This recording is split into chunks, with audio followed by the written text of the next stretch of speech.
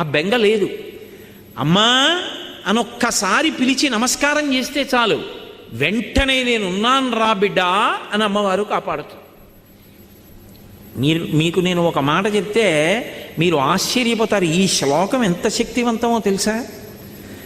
మీరు తప్పించుకోలేనంత పెద్ద ఉపద్రవం వెంట తరిమేస్తుంటే వెనకాతల ఏం చెయ్యాలో తెలియనప్పుడు ఈ శ్లోకం జరిగితే చాలా రక్షిస్తుంది అమ్మవారు. అంత శక్తివంతం. చండీపరదేవత అనుగ్రహం అంటే అలా ఉంటుంది. అందుకే చండీ చరణవు అని చండీపరదేవతని స్తోత్రం చేశారు శంకరాచార్యులు వారి ఈ శ్లోకంలో. అటువంటి అమ్మవారి పాదాలు పట్టుకుంటే సంస్కారవంతం చేస్తుంది మనస్సు.